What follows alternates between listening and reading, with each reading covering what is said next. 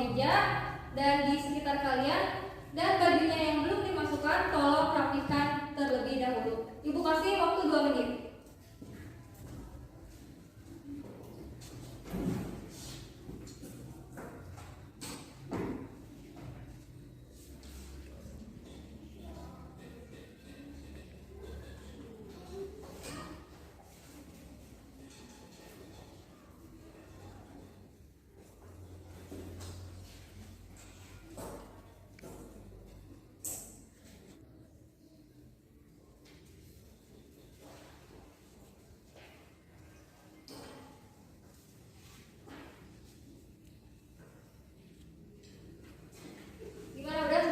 Udah rapi?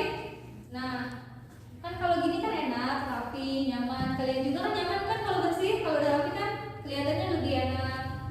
Nah, sebelum kita mulai ke pembelajaran, ke materi, siapa di sini KM-nya? Ayo pimpin pergaulan terlebih dahulu. Di sini siapa KM-nya? Ayo pimpin untuk pergaulan. Fikri, ayo pimpin pergaulan.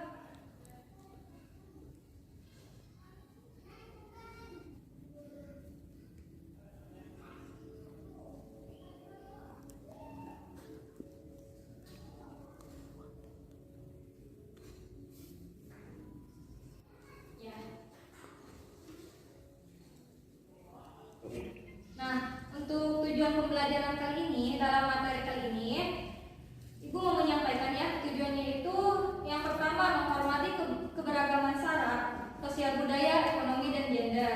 Yang kedua, memahami makna harmoni keberagaman dalam bidang sosial, ekonomi, gender, dan bineka tunggal ika. Yang ketiga, menjelaskan dan meningkatkan kreativitas kinerja siswa dalam mendiskusikan makna harmoni dalam keberagaman dalam bidang sosial, ekonomi, dan gender dalam bineka tunggal ika. Nah, itu tadi tujuan dari pembelajaran kita hari ini. Ibu sekarang mau absen dulu ya.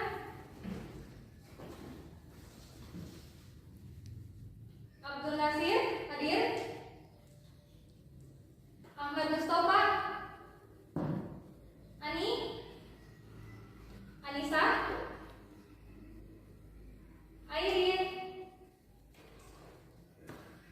Abdul Muin. Kemana dia? Gak ada keterangan. Oh, berarti Ibu alpakan ya. Aminah, Bani, Lili, Bella, Diana, Doni. Doni kemana? Apa ya? Yaya, Yana, Yeje, Siti Nadiro, Siti Aisyah, Siti Aminah. Oh iya. Berarti yang gak hadir hari ini yang Ibu alpakan Ahmad Mu'i sama Doni ya.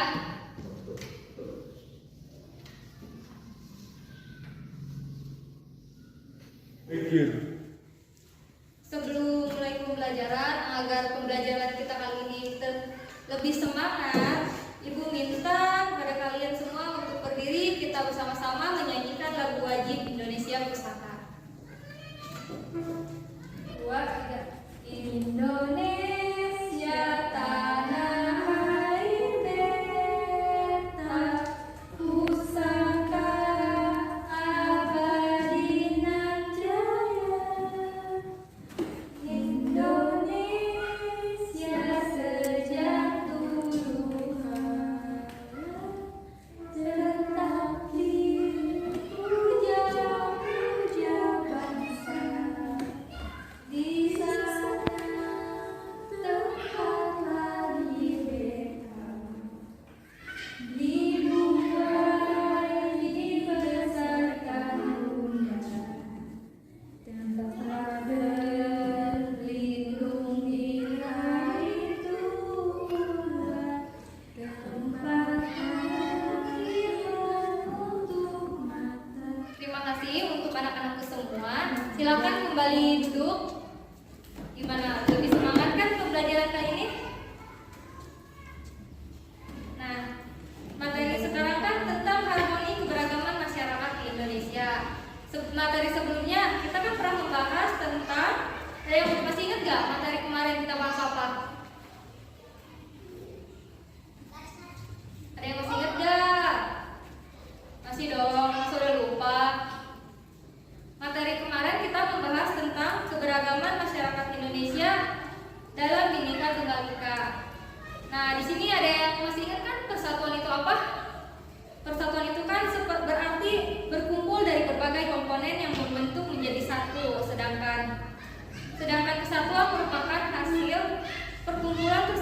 yang telah menjadi satu dan utuh. Dengan persatuan dalam keberagaman masyarakat Indonesia, kita perlu mengembangkan sikap tidak memandang rendah suku budaya yang lain, yang menganggap suku dan budayanya paling tinggi dan paling baik, menerima keberagaman suku. Nah, di sini ada yang ingat gak prinsip persatuan dalam keberagaman suku, agama, ras, dan budaya? Ada yang masih ingat gak? Ayo, ada berapa? Iya, benar, ada 5. Yang pertama apa? Ya, benar, prinsip Bhinneka Tunggal Ika. Prinsip Bhinneka Tunggal Ika itu, prinsip ini mengharuskan kita mengakui bahwa bangsa Indonesia merupakan bangsa yang terdiri dari berbagai suku, bahasa, agama, adat, kebiasaan yang majemuk. Hal ini mewajibkan kita bersatu sebagai bangsa Indonesia. Dan prinsip yang kedua, prinsip nasionalisme Indonesia. Kita mencintai bangsa kita, jelaskan. Otomatis kita sebagai bangsa Indonesia itu harus mencintai bangsa kita sendiri, yang harus menumbuhkannya di dalam hati yang paling dalam. Nah, tidak berarti bahwa kita mengagung-agungkan bangsa kita sendiri. Walaupun kita mempunyai rasa nasionalisme, tapi kita tidak boleh mengagung-agungkan bangsa kita sendiri. Nasionalisme Indonesia tidak berarti kita merasa lebih unggul daripada bangsa lain. Kita tidak ingin memaksakan kehendak kita kepada bangsa lain. Sebab pandangan semacam ini hanya mencapakan kita. Selain itu, tidak realistis. Sikap seperti itu juga bertentangan dengan sila ketuhanan yang Maha Esa dan kemanusiaan yang adil dan beradab. Nah, yang ketiga, prinsip kebebasan yang bertanggung jawab. Jadi, manusia Indonesia adalah makhluk ciptaan Tuhan yang Maha Esa. Dia memiliki kebebasan dan tanggung jawab tentu terhadap dirinya sendiri. Nah, terhadap sesamanya dan dalam hubungan dengan Tuhan yang Maha Esa. Jadi bertanggung jawab dengan apa yang dianutnya seperti itu. Terus yang keempat, prinsip wawasan Nusantara. Dengan wawasan itu, kedudukan manusia Indonesia ditempatkan dalam kerangka kesatuan politik, sosial budaya, ekonomi, serta pertahanan keamanan. Dengan wawasan itu manusia Indonesia merasa satu, senasib, sepenanggungan, sebangsa dan setanah air, serta mempunyai satu tekad dalam mencapai cita-cita pembangunan nasional. Nah, yang kelima ini ya, prinsip persatuan pembangunan untuk mewujudkan cita-cita reformasi. Ayo, ada yang tahu nggak prinsip yang kelima itu apa? Dengan semangat persatuan Indonesia, kita harus dapat mengisi kemerdekaan serta melanjutkan pembangunan menuju masyarakat yang adil dan makmur. Seperti sila yang ke-5, keadilan sosial bagi seluruh rakyat Indonesia. Persatuan dan kesatuan masyarakat bangsa Indonesia tumbuh dalam waktu yang lama dan prosesnya sangat dinamis. Nggak sebentar dong. Proses menuju reformasi itu sangat panjang dan sangat bertubi-tubi.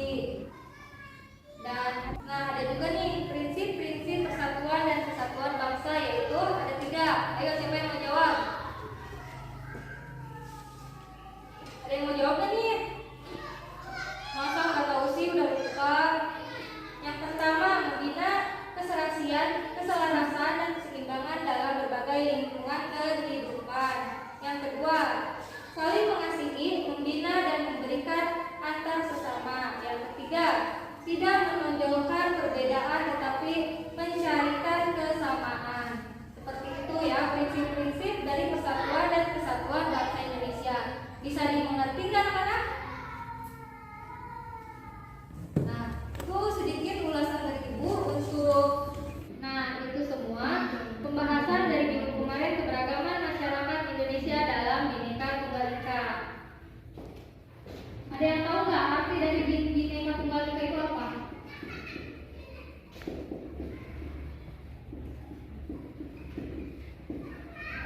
Ada yang tahu nggak artinya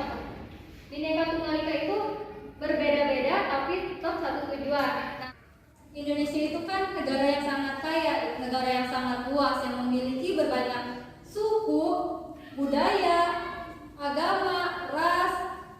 Nah, di sini kita itu sebagai warga Indonesia yang baik, yang memiliki berbagai macam kekayaan. Nah, zaman sekarang kan banyak ya orang-orang yang kalian seperti gini aja contohnya ya. Di teman sekelas kita nih ada yang dari suku Jawa. Otomatis kalian jangan deket-deket yang itu mah beda suku sama kita mah suku Sunda, dia mah suku Jawa. Itu nggak boleh seperti itu. Jadi kita itu harus saling menghargai, menghormati. Kita itu tidak boleh membedakan agamanya apa, sukunya apa, bahasanya apa. Kita itu tetap satu. Kita itu Bhinneka Tunggal Ika. Walaupun kita berbeda-beda, tapi tujuan kita sama, Indonesia. Lanjut ya, penerapan persatuan dan kesatuan di lingkungan sekolah. Ada yang tahu nggak? Apa aja? Ada 3 tuh.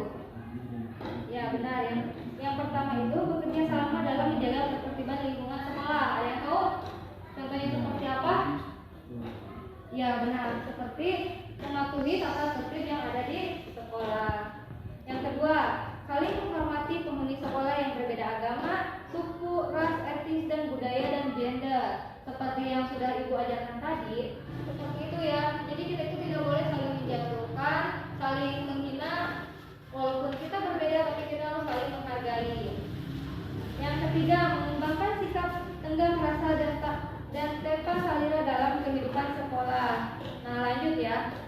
Ada juga penerapan persatuan dan kesatuan di lingkungan masyarakat. Ada yang tahu nggak apa aja coba?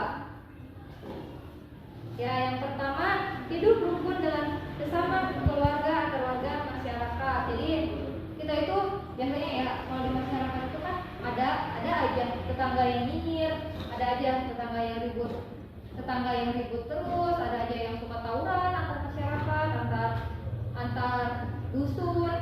Seperti itu tidak boleh ya. Yang kedua, menyelesaikan masalah secara bersama-sama dengan cara musyawarah. Nah, di antara keributan di masyarakat, kita musyawarahkan terlebih dahulu. Jangan ambil tindakan yang gegabah. Lanjut. Yang ketiga, bergaul dengan sesama warga masyarakat, tidak membeda-bedakan suku, agama, ras ataupun aliran dalam masyarakat. Yang keempat, menggunakan bahasa Indonesia secara baik dan benar di dalam bergaul. Yang kelima, tidak memaksakan kehendak pribadi kepada orang lain. Sekarang kita lanjut ke materi yang akan kita pelajari sekarang, tentang harmoni keberagaman dalam masyarakat.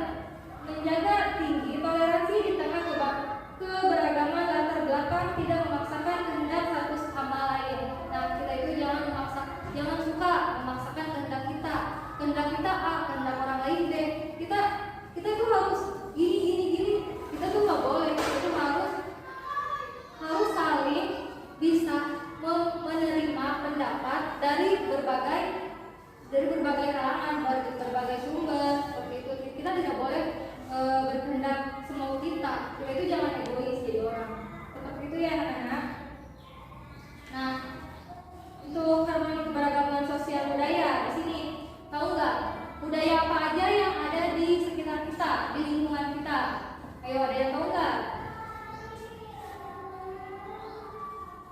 Ayo, masa tadi udah lupa? Ayo, ada yang bisa jawab nggak? Budaya apa aja yang ada di sekitar kita? Nah, ya benar, seperti alat musik, seperti budaya tari, otomatis kan musik kita, tarian kita berbeda dong dengan yang di daerah lain. Kita mempunyai budaya kita sendiri. Nah, terus selanjutnya. Nah, keberagaman sosial pada masyarakat Indonesia melahirkan berbagai macam status sosial seperti mata pencarian serta kedudukan dan jabatan dalam masyarakat. Nah, di kita kan juga ada ya mata pencarian itu sebagai buruh, petani, dan ada juga yang berprofesi sebagai penjabat.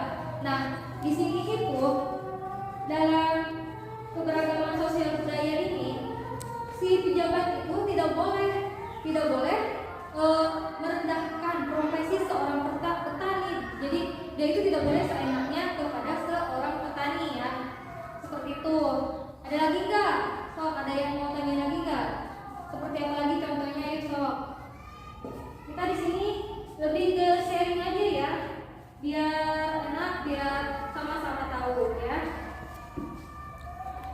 Nah, terus di sini ada kekayaan bangsa Indonesia yang juga nampak dari keanekaragaman budaya daerahnya yang memiliki ciri khas masing-masing berupa alat musik tradisional, senjata tradisional. Nah, di sini kalian untuk orang Sunda, asli Sunda, apa sih senjata tradisional yang kalian punya? Ayo apa? Ayo apa? Chris apa Puja? Apa? Iya, seperti itu. Nah, itu merupakan salah satu senjata tradisional. Nah, di sini ada, kalian tahu nggak? Kalian pernah main nggak sih ke Taman Mini?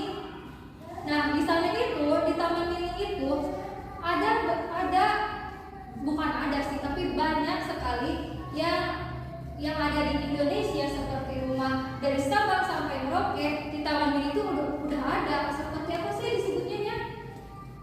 Apa? Iya kayak gitu. Nah, terus makanan tradisional. Di sini ada nggak yang punyai makanan tradisional yang didapat di pas acara-acara tertentu? Ya, seperti apa contohnya? Yang tradisional seperti apa? Apem, terus apa lagi? Ya seperti itu. Nah, dan lain-lain yang masih banyak juga keseragaman fasilitas budaya di daerah kita. Kita itu sangat banyak sekali keberagaman sosial budayanya. Nah, yang kedua, harmoni dalam keberagaman ekonomi pada masyarakat. Kalian tahu nggak harmoni dalam keberagaman ekonomi pada masyarakat itu yang seperti tadi yang Ibu bahas?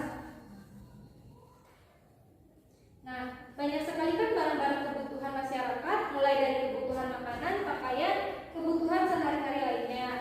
Nah, barang-barang yang diperdagangkan dan diproduksi oleh perusahaan yang berbeda barang diberikan harmoni keberagaman ekonomi pada masyarakat. Seperti yang sudah Ibu jelaskan tadi, Ibu di sini sedikit menyimpulkan ya, keadaan masyarakat yang mengalami kemiskinan serta mampu memenuhi kebutuhan hidupnya, meliputi makanan, pakaian, tempat tinggal, pendidikan, dan kesehatan merupakan akibat berkurangnya pendapatan masyarakat. Nah, begitu juga dengan kondisi perekonomian masyarakat Indonesia beraneka ragam sesuai dengan tingkat penghasilan, pekerjaan, jabatan maupun latar belakang pendidikan yang ditempuhnya, sehingga taraf hidup masyarakat pun berbeda-beda. Nah, pasti sudah terlihat jelas petani, pejabat itu taraf hidupnya berbeda, sangat berbeda jelas. Dari seorang petani gaya hidupnya bla bla bla, memakai mobil bla bla bla, otomatis kan sudah jelas. Nah, di situ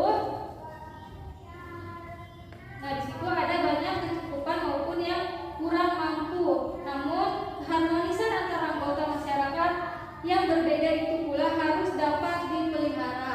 Nah, seperti seperti yang Ibu jelaskan barusan, ketat dengan tingkat penghasilan, pekerjaan, jabatan, adanya yang berkecukupan maupun yang kurang mampu.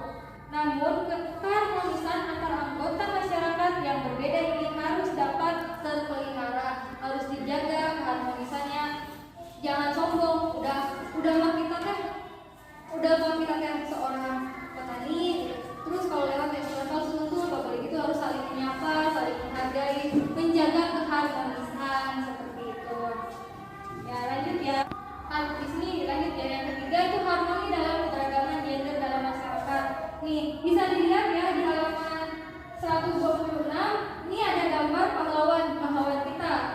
Walaupun dia perempuan, namun semangat perjuangan untuk mencapai kemerdekaan bangsa Indonesia sangat tinggi. Tradisi leluhur yang dianggap membelenggur kaum wanita tempo dulu. Jadi kita itu harus seperti beliau, para pahlawan kita, walaupun mereka perempuan, tapi mereka mempunyai semangat yang tinggi dalam memerdekakan bangsa kita. Nah, untuk secara harfiah, gender berasal dari bahasa Inggris yang berarti jenis kelamin. Gender merupakan suatu sifat yang melekat pada laki-laki dan perempuan. Demikian, apapun profesi, kedudukan atau jabatan di masyarakat, baik laki-laki maupun perempuan memiliki kesempatan yang sama untuk serta dalam kehidupan sosial, budaya, ekonomi, politik, pertahanan, dan keamanan sesuai dengan kemampuan masing-masing.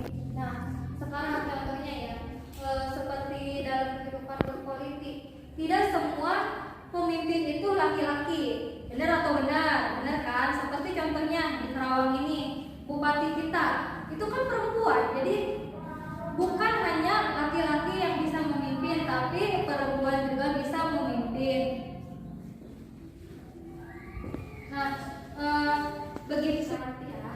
Gender berarti berasal dari bahasa Inggris yang berarti jenis kelamin. Gender merupakan suatu sifat yang melekat pada laki-laki dan perempuan. Gender menunjukkan pembagian peran, kedudukan, dan tugas antara laki-laki dan perempuan berdasarkan sifat-sifat yang dimilikinya. Nah, dengan demikian, adapun profesi, kedudukan, atau jabatan yang di masyarakat baik laki-laki maupun perempuan memiliki kesempatan yang sama berperan serta dalam kehidupan sosial, budaya, ekonomi, politik, pertahanan, dan keamanan sesuai dengan kemampuan masing-masing. Nah, kita ambil contoh di Kabupaten Karawang, pemimpinnya itu seorang perempuan. Di situ terbukti bahwa gender. Nah, di situ sudah jelas gender tidak merupakan sebuah hal yang harus dipersulit dalam kehidupan. Siapapun, laki-laki maupun perempuan, sudah bisa memimpin. Tentunya perempuan di era sekarang sudah bisa memimpin. Nah, untuk minggu depan Ibu akan mengadakan kuis. Nah, kuisnya itu berupa harmoni keberagaman masyarakat Indonesia yang telah kita pelajari hari ini. Untuk kalian, Ibu minta untuk mempelajari lagi materi ini lebih dalam dan lebih luas. Nah, untuk kuisnya itu akan Ibu bagi menjadi dua grup. Dua grup ini ibarat di kelas ini ada 40 orang, 40 siswa. Ibu akan bagi menjadi dua bagian. Yang pertama kelompok A terlebih dahulu, yang kedua kelompok B sesudah kelompok A, seperti itu. Untuk sekretaris, tolongnya ditulis agar teman-teman yang tidak mengerti bisa dikasih tahu, seperti itu ya. Dan untuk minggu depan kalian harus biasakan sebelum Ibu masuk kelas itu dalam keadaan rapi, tidak boleh ada sampah. Dan bagi laki-laki maupun perempuan yang menggunakan baju harus dimasukkan ke dalam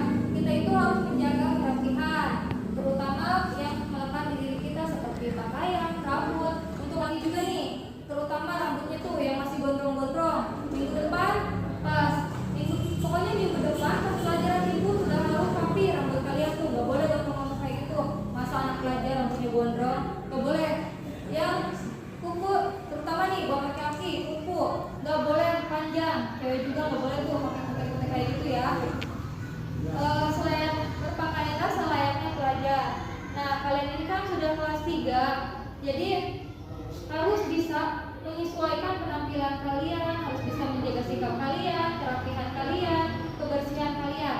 Dan Ibu ingatkan kembali ya, untuk minggu depan Ibu masuk keadaan kelas sudah bersih rapi ya, dan bajunya juga harus dimasukkan, nggak boleh ada yang bajunya dikeluarkan.